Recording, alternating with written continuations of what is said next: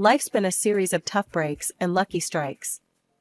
Losing my parents early stung like hell, but I got lucky when the elderly couple next door, the Parkers, took me in. They were the kindest souls you could imagine, treating me more like a granddaughter than a charity case. We weren't rich in money, but we were wealthy in love, and that's what mattered. Then, just as I was coming into my own, turning 18 and thinking about college, they died in a car accident. Just like that, I was on my own again. The Parkers left me a bit of money for school and their old house in the suburbs. It was a cozy place, full of memories, but too many ghosts for me. So, I sold it and bought a small apartment in the city near the college where I'd enrolled to study financial management. It felt good, having a plan, moving forward. Classes were tough but interesting, and I threw myself into learning everything about numbers and markets. After college, I landed a decent job. Daytimes were packed with work, and I was doing all right, but nights were another story. The city felt lonelier than it should for a place so full. That's when I met Tom at a friend's party. He was loud, funny, and didn't care who knew it. His energy was infectious, and we hit it off from the moment he bumped into me, spilling my drink. "Hey, watch it." I snapped, more out of surprise than anger. "Whoa, my bad. Let me make it up to you. What were you drinking?" Tom grinned, unapologetically charming. "Beer, just beer," I said, trying not to smile too easily. "2 beers coming right up," he shouted over the music, heading to the makeshift bar. That was Tom all over, simple, straightforward, and no fuss. We spent the whole night talking about everything and nothing. It turned out we both loved old movies and hated sushi. It was easy, talking to him, and by the time the party was winding down, I didn't want to say goodbye. A year later, he proposed. No dramatic gestures, just him, me, and a ring he fumbled out of his pocket while we were watching TV. "Marry me," he told, holding the ring so tightly I thought he might crush it. I laughed. I actually laughed, not because it was funny, but because it was so typical of us, so perfectly imperfect. "Yes, of course, you big goof." Getting married didn't change much at first. We were the same, just legally bound, which felt right. We settled into life together in my small city apartment, still close to the hustle, but now with someone to share the quiet moments. Life felt full, and for the first time in a long while, the evenings didn't feel so empty. Settling into married life had its comforts, but life sure doesn't let you get too cozy without throwing a curveball or two. Jake's folks, Mr. and Mrs. Harper, were gems. Living in their cozy suburban home, they welcomed me with open arms from the get-go. I could see where Jake got his easygoing nature. Their warmth was a balm on my oftentimes still sore heart, still aching from my own family losses. "So happy you're part of our family now," Mrs. Harper would often say, squeezing my hand with a kindness that felt both uplifting and overwhelming. "Thanks, I really appreciate how welcoming you've been," I'd reply, feeling genuinely grateful. Visiting them became our weekend ritual. Those days were filled with backyard barbecues and lengthy chats over cups of steaming coffee. Life was good, simple and honest, until it wasn't. Jake got called away on a long business trip, a whole year out of state. It was a fantastic opportunity for his career, but the timing was brutal. No sooner had Jake left than Mr. Harper's health took a nosedive. It happened fast, and Mrs. Harper, bless her heart, sounded near out of her mind with worry when she called. "Kimberly, I hate to ask, but I could really use your help around here. George is really not doing well." Her voice was thick with unshed tears. Without a second thought, I packed a bag and headed to the suburbs. Seeing Mr. Harper so frail shook me. He had always been a pillar, strong and steady. Now, he looked shrunken, tethered to his life through a maze of medical tubes. I slipped into the routine of their household seamlessly, handling the cooking and cleaning while Mrs. Harper focused on George's care. Evenings I spent sitting by Mr. Harper's side, reading out loud his favorite classics, his eyes often fluttering closed long before I finished a chapter. "Thank you, Kimberly," he'd whisper on good days, his voice a shadow of his former robust tone. "It's my pleasure, really," I'd squeeze his hand, trying to offer comfort through simple touch. One quiet afternoon, Mrs. Harper sat down at the kitchen table while I was chopping vegetables for dinner. She looked worn, older than her years. "Kimberly, I don't know how to say this, but we're in a bit of a bind," she began, wringing her hands nervously. "George was the main earner, you know, and with him like this." I put down the knife, giving her my full attention. "We're strapped, honey. I hate to even ask, but could you consider renting out your apartment? It might help us get through this tough spot." She looked down, clearly embarrassed. I didn't even hesitate. "Of course, Mrs. Harper. I'll get on it right away," I said firmly, trying to ease her burden. The apartment rented out quickly, and every month, I dutifully transferred the rental income to Mrs. Harper, along with money for groceries and whatever bills piled up. It wasn't easy. The commute to my job in the city became a nightmare. But family sticks together, right?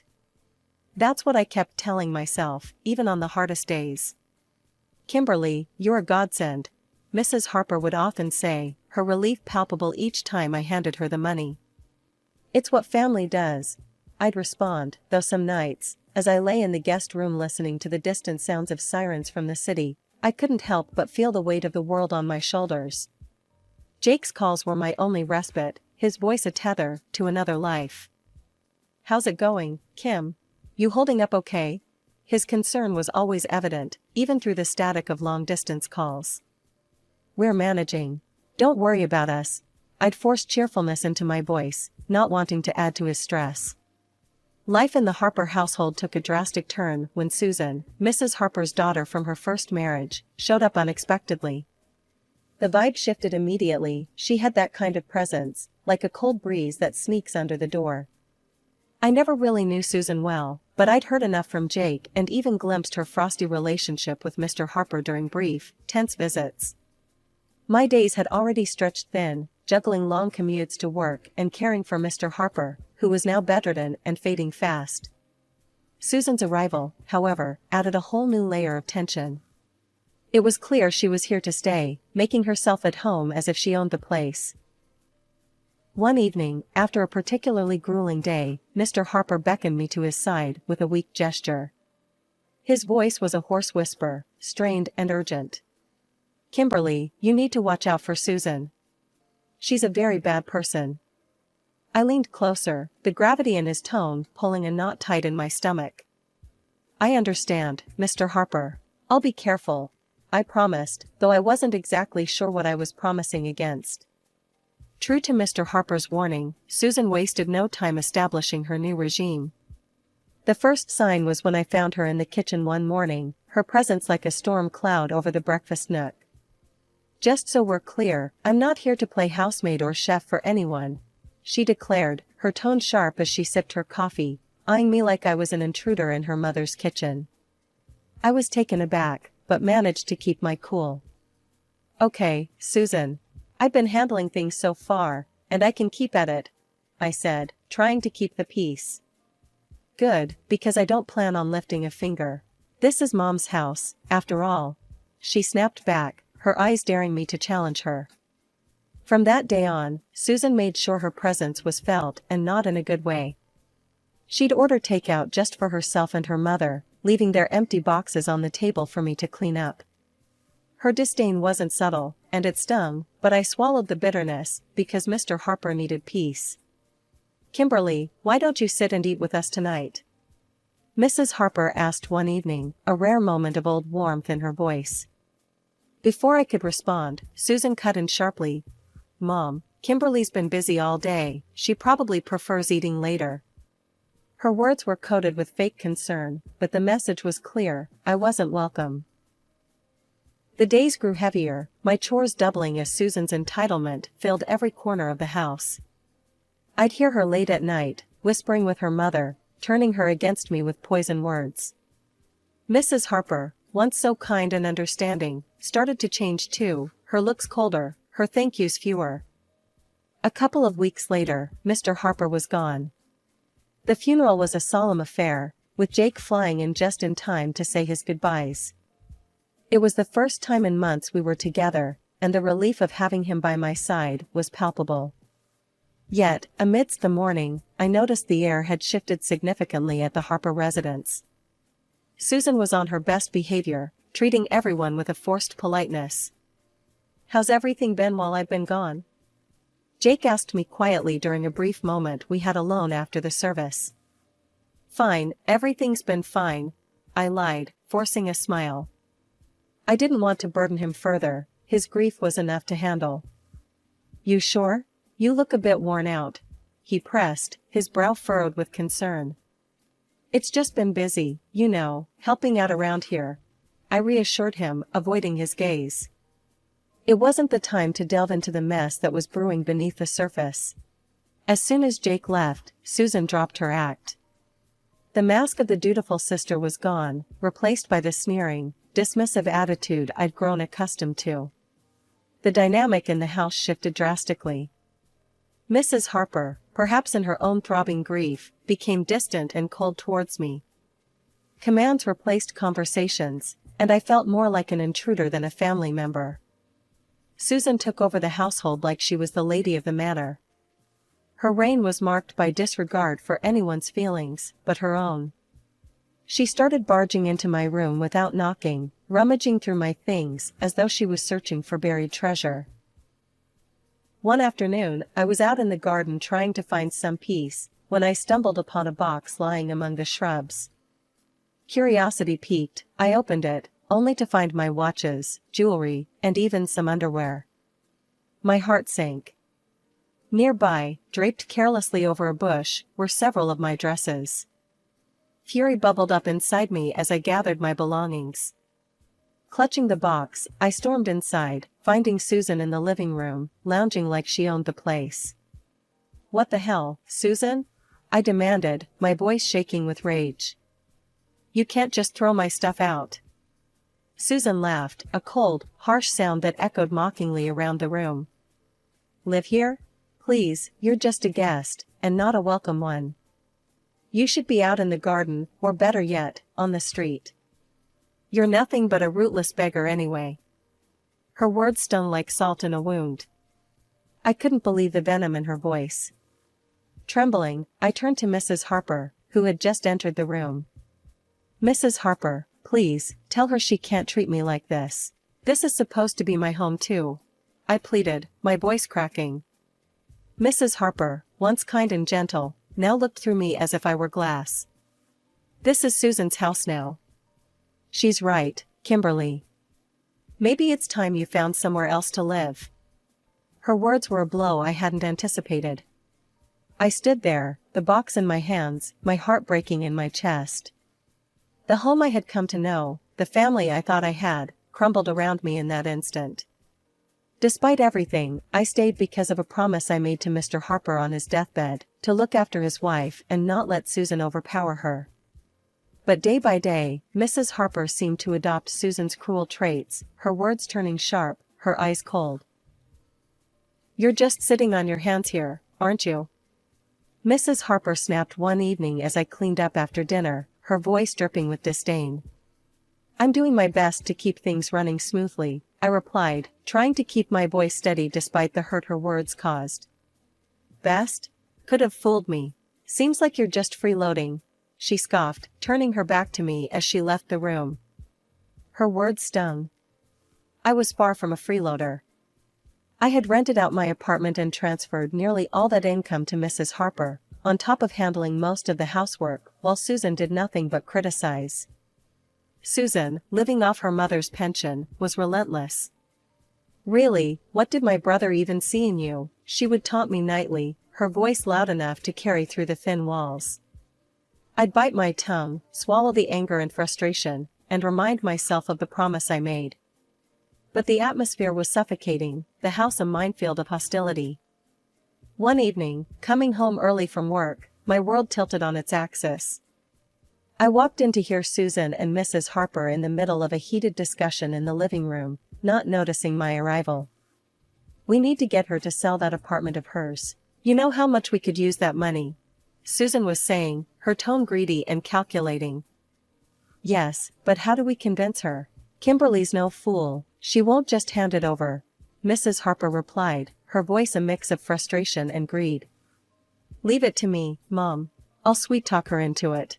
Once she signs it over, we can finally live the way we deserve." Susan's words slithered through the air like a snake. Hearing them plot to strip me of my only financial security was a cold splash of reality. Fear gripped me. I couldn't stay, not anymore. My heart pounding, I slipped away to my room unnoticed. They were planning to rob me of everything. The decision was made right then, there was no staying after this. I hurriedly packed my essentials, my hands shaking. Every second in that house now felt like a countdown to disaster. I didn't bother with goodbyes, they didn't deserve them. Slipping out the back door, I ordered a taxi to the station. Sitting on the train to Jake's state, doubts swirled in my mind. Would Jake understand? Would he take their side?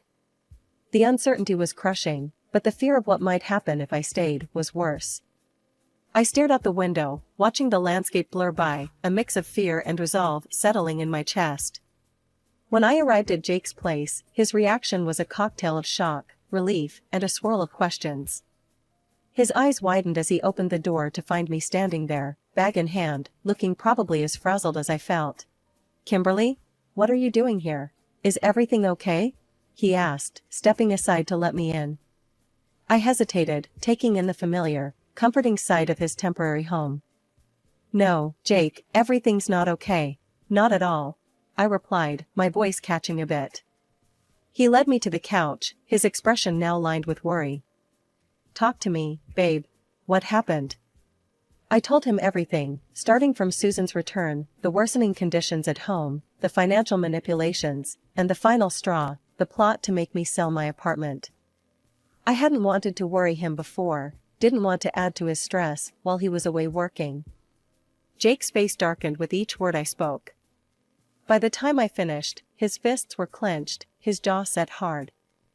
"Why didn't you tell me any of this before?" he asked, his voice a mix of anger and concern. "I didn't want to cause more trouble. I thought I could handle it," I admitted, feeling foolish now.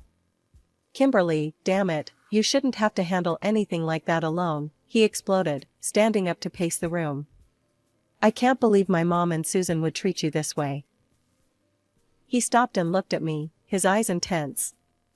"I'm not letting anyone treat my wife like that. No way," he declared, pulling out his phone. I watched, heart pounding, as he dialed his mother. The phone barely rang twice before she picked up. I couldn't hear her words, but the stiffness in Jake's shoulders told me enough. "Mom, this has to stop. I know about everything, and I won't tolerate it. If Susan doesn't leave, and if you don't start treating Kimberly with respect, you can forget about us helping out anymore. No more money, no more nothing." Jake's voice was steel, not giving room for any argument. There was a brief, fiery exchange, then silence. Jake's hand tightened around the phone. "Fine, if that's your choice, then you've made mine," he said finally, and hung up. He turned to look at me, his expression softening. "Looks like it's just us now, babe. That's all we need," he said, coming over to wrap me in his arms. I leaned into him, the safety of his embrace fortifying me against the whirlwind of emotions. "Just us," I murmured, feeling the truth of his words. We were on our own now, but somehow, that felt okay. Jake and I talked long into the night. We discussed practical things like my remote work arrangements and our financial plans without the extra drain of supporting his mother and Susan. It felt like we were laying the foundations for a new chapter, just the two of us. "Whatever happens, we're in this together. You and me against the world, right?" Jake said with a determined grin.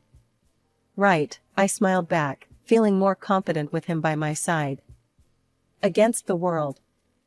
The next few days were a whirlwind of activity. I contacted my job to arrange remote work, which thankfully, they agreed to. Jake helped me move my things from storage and set up a home office in the corner of his living room. It wasn't perfect, but it was ours, and it was peaceful. A week into our newfound peace, I was jolted by a call that almost felt like a ghost from a past life. It was Mrs. Harper. Her voice, once sweet to me, now dripped with a mix of desperation and audacity. Kimberly, why haven't I received the money for this month? You know we depend on it, she demanded right off the bat. I was stunned silent for a moment, her nerve unbelievable. I'm sorry, but after everything, you really expect me to continue supporting you? I asked, my tone more incredulous than angry. In the background, I could hear Susan's voice, shrill and angry. She's just an ungrateful girl, Mom. Make her transfer the money. Taking a deep breath to calm my rising anger, I remembered the venomous words they had thrown at me, words that stung deep. Mrs. Harper, Susan called me a rootless beggar, remember? I'm not sending money to people who treat me like trash. I'm done. There was a pause on the other end, and I could almost picture Mrs. Harper's shocked face. But we're family, she finally said, her voice a mixture of anger and pleading. No, family doesn't treat each other that way. Goodbye, Mrs. Harper, I said firmly and hung up before she could respond. The call shook me, but Jake was right there, his support unwavering. You did the right thing, Kimberly. It's time they learn to stand on their own, he reassured me, wrapping an arm around my shoulders. Not long after settling back into our hometown, another surprise came our way. I was pregnant. The news brought a joy we hadn't expected, and suddenly, the future seemed filled with possibilities. We decided it was time to sell my apartment and buy a small house in the suburbs, a place near a good school where our child could grow up. As we were planning our move, another call came, and again from Mrs. Harper. Her tone was different this time, desperate, almost pitiful. Kimberly, I've made a mistake. Susan forced me to sell the house, took the money, and left me with nothing. Could I come and live with you and Jake? Her voice was shaky, pleading. The request stunned me. After everything, this was a test of my resolve. Mrs. Harper, you chose this path when you sided with Susan against us. You could have chosen differently, I said, my voice steady despite the turmoil inside. I know I've made mistakes, but you have a kind heart. Can't you forgive an old woman for her wrong choices? She implored. I sighed, feeling a pang of pity, but remembering the pain her choices had caused. I forgave you long ago, but that doesn't mean I can let you back into my life. You need to live with the consequences of your actions, just as I have, I replied and ended the call. Then, with a resolute tap, I blocked her number. We moved forward with our plans, purchasing a quaint house with a little garden where our child could play. It was a lazy Sunday morning, the kind where you linger over coffee and the newspaper. I was flipping through the pages when a headline caught my eye, local woman arrested for massive fraud scheme. There, staring back at me from the paper, was Susan, handcuffed and looking defeated. I couldn't help the mix of shock and, admittedly, a slight vindication that washed over me. Look at this, Jake, I called out, holding up the newspaper for him to see. It's Susan. She's been arrested for fraud. Jake took the newspaper, scanning the article with a serious expression. Well, can't say I'm surprised, but still, it's a lot to take in. Yeah, it is.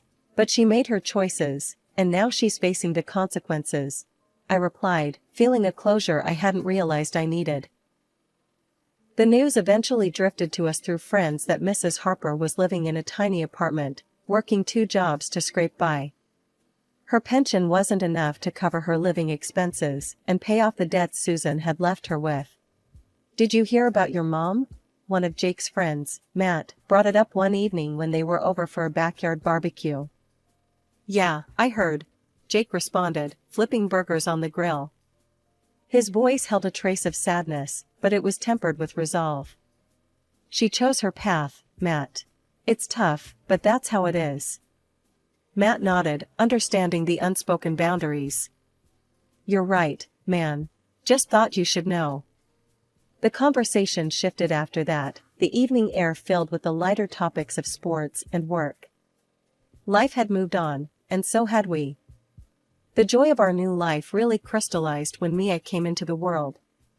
Becoming parents changed everything. It shifted our priorities, our dreams, and even healed some of the old wounds by filling them with new love. Can you believe she's ours? I whispered to Jake one night as we watched Mia sleeping peacefully in her crib.